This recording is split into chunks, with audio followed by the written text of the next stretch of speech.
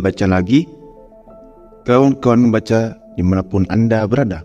Siapkan posisi nyaman, fokuskan pendengaran, mari baca teks dan suara.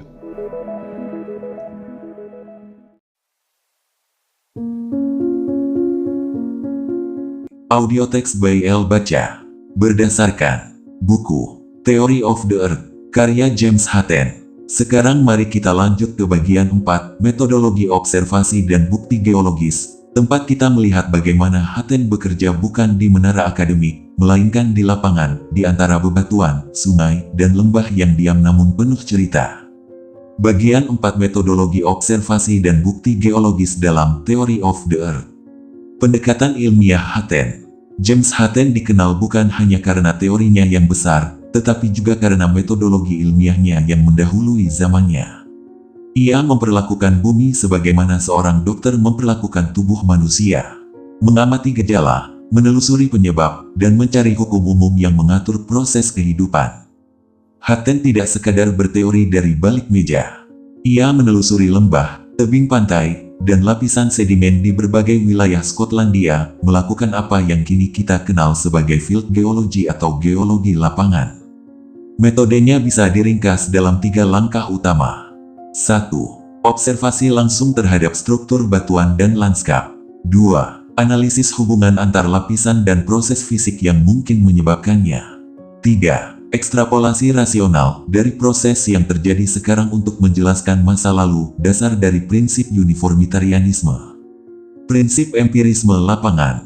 Hutton menganggap bahwa pengalaman langsung di alam adalah sumber pengetahuan yang paling dapat dipercaya. Ia menulis, kita tidak dapat memahami bumi tanpa melihatnya bekerja di bawah kaki kita. Karena itu, ia menolak teori geologis yang hanya bersandar pada teks kuno atau interpretasi kitab suci. Bagi Hutton, bebatuan itu sendiri adalah naskah sejarah, tinggal dibaca dengan cermat. Melalui pengamatan di lapangan, ia menemukan bahwa pola lapisan sedimen dan batuan beku menunjukkan proses yang berulang dan memerlukan waktu yang sangat panjang.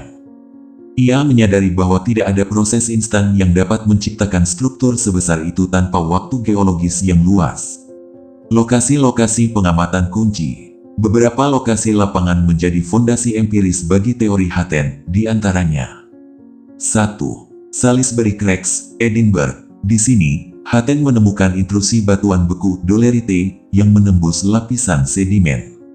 Penemuan ini membuktikan bahwa batuan beku terbentuk dari material cair, magma, yang kemudian mendingin dan mengeras di bawah permukaan, bukan hasil presipitasi dari air laut sebagaimana diyakini banyak ahli geologi masa itu. 2. Siccar Point, Berwickshire 1788. Ini adalah situs paling legendaris dalam sejarah geologi. Hutton melihat 2 lapisan batuan yang sangat berbeda usia dan arah, lapisan bawah miring tajam Silurian sedangkan lapisan atas datar Devonian. Fenomena ini menunjukkan bahwa lapisan bawah pernah menjadi dasar laut, terangkat ke atas dan tererosi, lalu ditutupi sedimen baru di atasnya. Artinya, ada 2 siklus lengkap pembentukan bumi di satu lokasi, bukti langsung bahwa bumi telah mengalami perubahan selama waktu yang luar biasa panjang. 3. Glenfield, Skotlandia. Di lembah ini, Hutton menemukan batuan granit yang menyusup ke dalam lapisan batuan sedimen tua. Ini menjadi bukti bahwa granit berasal dari batuan cair panas Aenes bukan dari proses kristalisasi air laut seperti dugaan sebelumnya. Teknik observasi dan deduksi. Hutton menggabungkan observasi geometri lapisan dengan analisis proses fisik. Ia memperhatikan arah dan kemiringan lapisan batuan, jenis mineral dan urutan stratigrafi, serta tanda-tanda erosi dan endapan baru. Dari situ, ia melakukan deduksi ilmiah. Jika lapisan-lapisan itu terbentuk dari sedimen laut, maka harus ada proses yang mengangkatnya ke daratan. Jika terdapat batuan beku yang menembus lapisan, maka harus ada panas internal yang aktif. Dengan kata lain, setiap bentuk di permukaan bumi memiliki sebab fisiknya sendiri, yang dapat dilacak melalui pengamatan. Metode ini menjadikan Hutton salah satu pelopor pendekatan induktif-deduktif dalam sains alam, dari fakta lapangan menuju hukum umum. Eksperimen dan model laboratorium. Meskipun bekerja di abad ke-18, Hatten dan sahabatnya James Hale melakukan beberapa eksperimen sederhana untuk menguji ide-ide geologinya. Mereka mencoba memanaskan campuran mineral dalam kondisi tekanan tinggi untuk melihat bagaimana batuan dapat mencair dan mengeras kembali. Hasilnya menunjukkan bahwa batu dapat berubah bentuk, mencair dan mengeras melalui panas, sehingga batuan granit dan vulkanik memang berasal dari material cair di bawah permukaan bumi.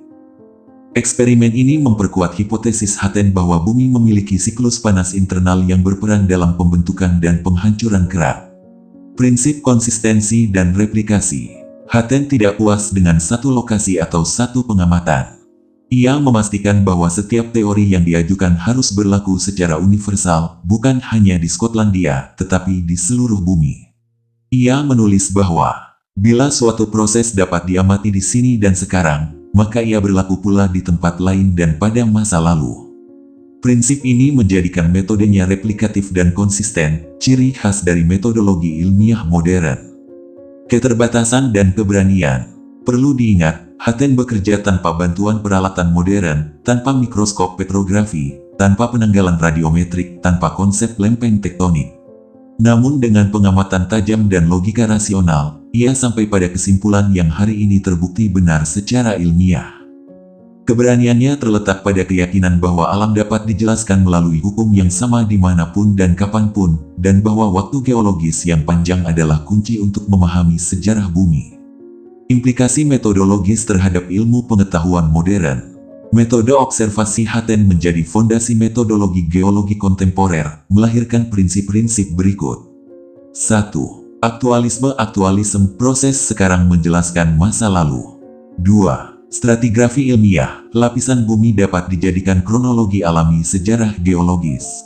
3. Observasi lintas skala, fenomena kecil, butiran sedimen, retakan batu, mencerminkan proses besar pembentukan gunung, benua, samudra.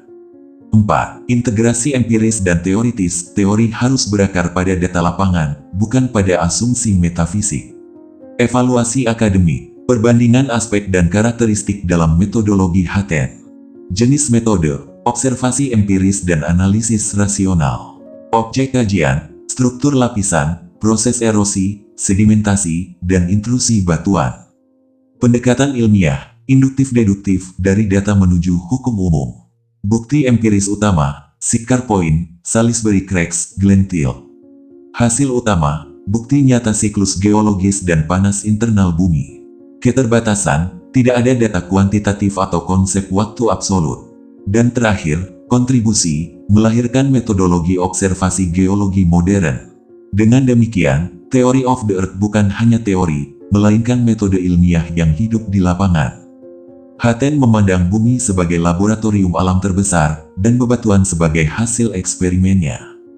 Pada bagian berikutnya, kita akan masuk ke inti filosofis dari seluruh temuan ini, konsep uniformitarianisme dan prinsip keteraturan alam, yang menjadi fondasi seluruh ilmu bumi modern.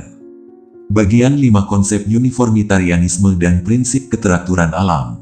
Asal-usul konsep. Dalam Theory of the Earth, Hatten memperkenalkan gagasan yang kemudian disebut sebagai uniformitarianisme, istilah yang diperjelas dan dipopulerkan oleh murid intelektualnya, Charles Lyell, pada awal abad ke-19. Namun, akar konsep ini jelas berasal dari Hatten sendiri, dari pengamatannya terhadap bagaimana proses-proses kecil dan lambat di bumi mampu menimbulkan perubahan besar selama waktu yang sangat panjang.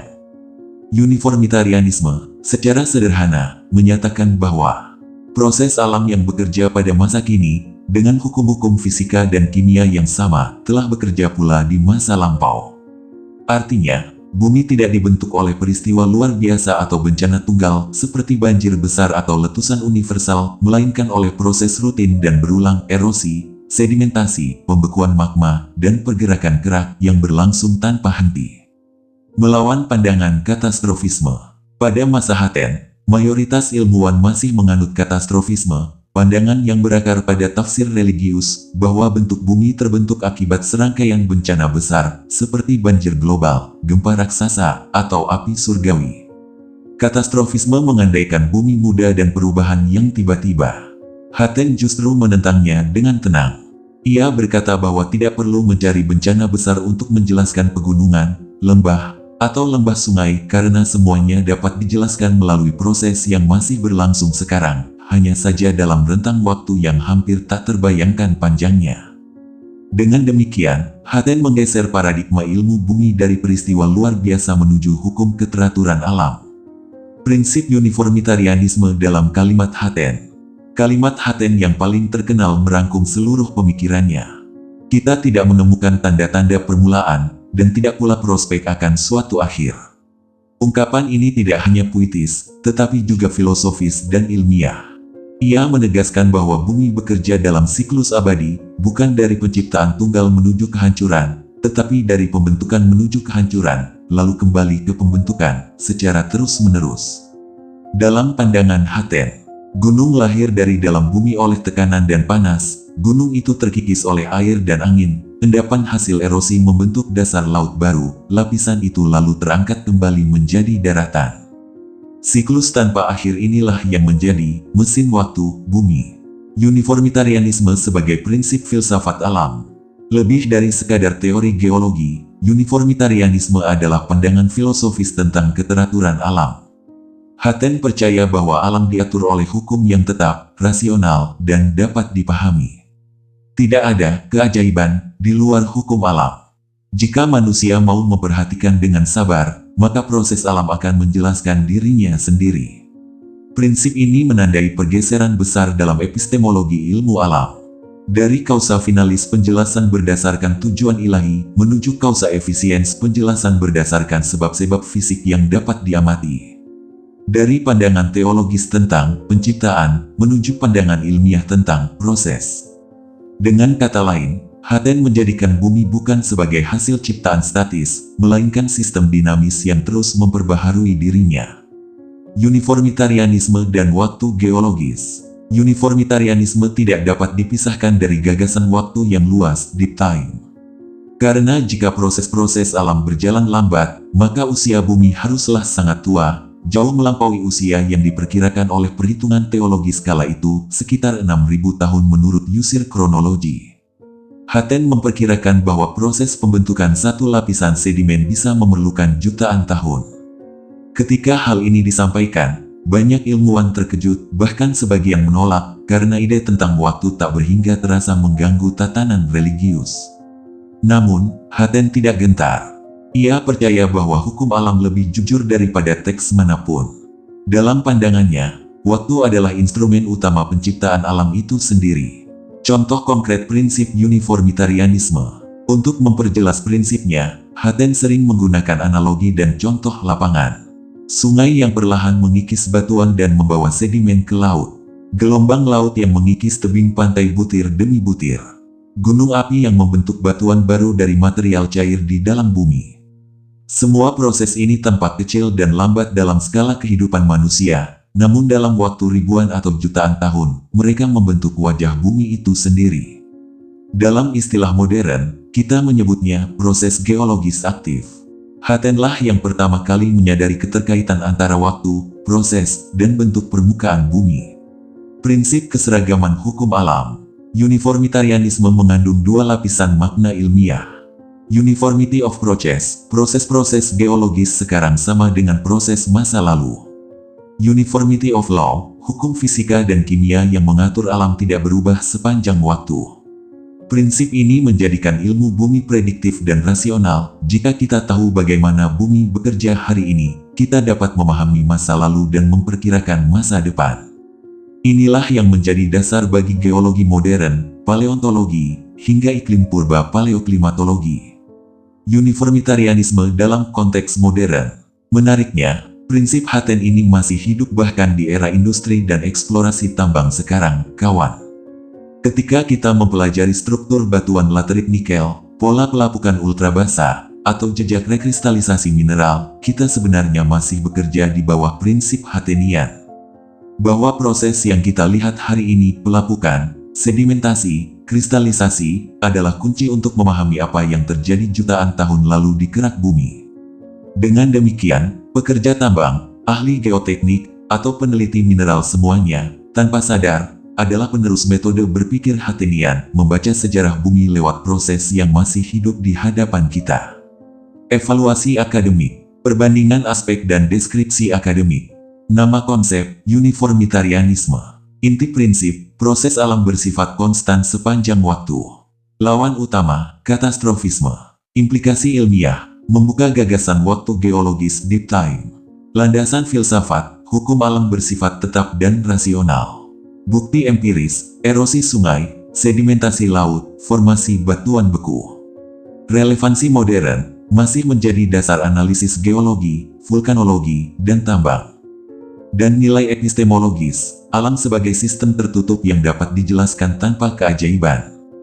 Dengan uniformitarianisme, Hatten menanam benih kesadaran baru, bahwa bumi bukanlah panggung yang sudah selesai, melainkan organisme yang sedang hidup dan terus bergerak. Ia mengajarkan bahwa kesabaran dan pengamatan adalah alat paling kuat untuk memahami keabadian yang tersembunyi di bawah kaki kita.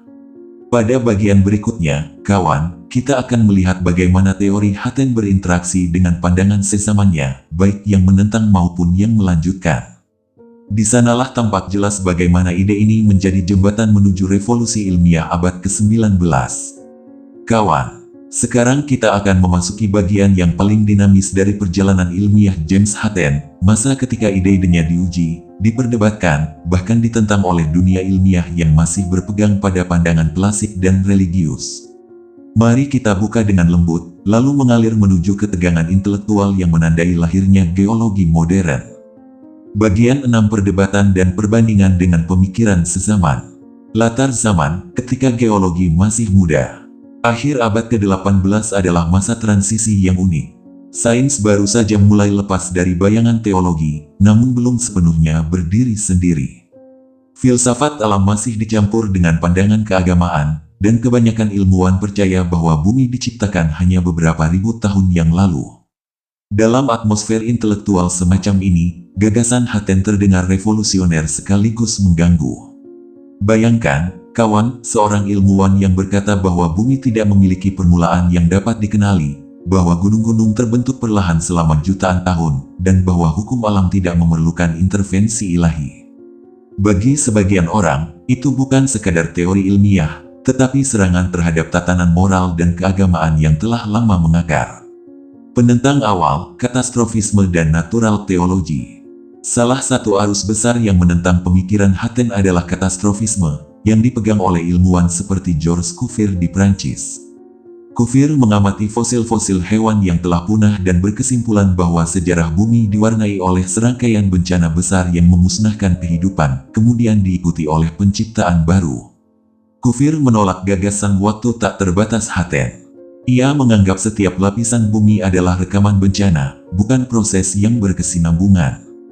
Di sisi lain, aliran natural teologi, terutama di Inggris, memandang bahwa semua keindahan dan keteraturan alam adalah bukti kebijaksanaan Tuhan. Mereka tidak menolak sains, tetapi berusaha menyesuaikan setiap penemuan ilmiah dengan dogma religius. Hatten, dengan cara berpikir mekanistik dan impersonalnya, sulit diterima di kalangan ini. Bagi banyak teolog, teori Hatten terasa dingin, alam yang bekerja tanpa tujuan moral, tanpa awal yang suci, tanpa akhir yang dijanjikan. Pembela dan pewaris, dari Playfair hingga Lyell. Namun, Hatten tidak berjalan sendirian. Seorang sahabat sekaligus juru tafsirnya, John Playfair, menulis ulang gagasan Hatten dalam buku Illustrations of the Hattenian Theory of the Earth 1802. Playfair menulis dengan bahasa yang lebih halus dan teratur, sehingga membantu memperkenalkan teori Hatten kepada dunia akademik yang lebih luas. Beberapa dekade kemudian, datanglah tokoh yang benar-benar mengubah segalanya, Charles Lyell. Melalui karya monumentalnya Principles of Geology tahun 1830 sampai tahun 1833, Lyell memformulasikan ulang dan memperkuat prinsip uniformitarianisme menjadi sistem geologi modern. Lyell menyebut Hatten sebagai bapak sejati geologi modern. Ia melanjutkan gagasan bahwa bumi berubah melalui proses kecil yang konstan, dan menolak semua teori yang bergantung pada bencana besar. Melalui Lyell, ide Hatten akhirnya menembus dunia ilmiah dan mengubah cara manusia memahami waktu dan perubahan alam. Persinggungan dengan pandangan keagamaan. Meskipun teori Haten tidak secara langsung menolak keberadaan Tuhan, namun implikasinya mengguncang teologi alam. Jika bumi tidak memiliki awal dan akhir, maka di mana tempat bagi kisah penciptaan dan kiamat sebagaimana dijelaskan dalam kitab suci? Haten menolak menjawab pertanyaan itu, bukan karena ia ateis, tetapi karena ia menganggap ilmu harus membatasi diri pada hal-hal yang dapat diamati dan diuji. Ia pernah menulis dengan bijak, "Tugas kita bukan mencari tujuan akhir, melainkan memahami mekanisme yang sedang bekerja." Ungkapan itu, sederhana namun tajam, memisahkan sains dari metafisika dengan garis yang tegas, dan inilah yang menjadi dasar sekularisasi ilmu alam di abad-abad berikutnya. Dampak terhadap ilmu sezaman. Pemikiran Haten juga memengaruhi berbagai bidang lain di luar geologi. Filsafat alam mulai mengadopsi gagasan bahwa alam bersifat dinamis dan berproses, bukan statis. Biologi awal, melalui pengaruh Lyell, membuka ruang bagi gagasan evolusi alamiah, yang kemudian dimanfaatkan oleh Charles Darwin dalam merumuskan On the Origin of Species. Fisikawan dan ahli kimia mulai melihat bumi sebagai sistem energi tertutup yang terus mengalami transformasi. Dengan kata lain, meskipun semula dianggap kontroversial, teori Haten secara diam-diam menjadi fondasi bagi pandangan ilmiah modern tentang alam sebagai sistem terbuka dan berevolusi. Perbandingan paradigma, Haten vs Kufir. Seperti pada teks, perbandingan ini menunjukkan bahwa perdebatan antara Haten dan Kufir bukan sekadar soal batu dan lapisan, tetapi soal bagaimana manusia memandang waktu, perubahan, dan keteraturan alam. Dari perbedaan inilah lahir dua cara pandang besar dalam sains modern, yang satu menekankan kontinuitas, yang lain menyoroti disrupsi. Kritik akademik terhadap Haten. Meskipun jenius, Haten juga menerima kritik tajam, bahkan dari kalangan ilmuwan yang netral.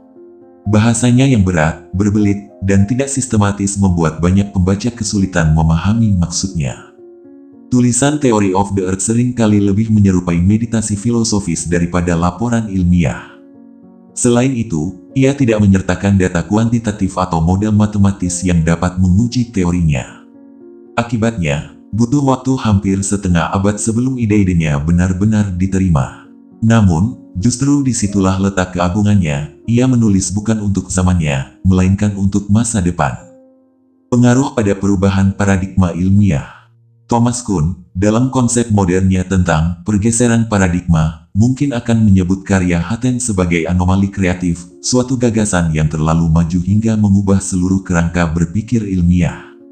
Haten mengubah cara pandang manusia terhadap bumi dari sesuatu yang terjadi sekali dan selesai, menjadi sesuatu yang terus berlangsung tanpa henti. Inilah yang membuat banyak sejarawan ilmu menyebutnya sebagai Newtonnya geologi.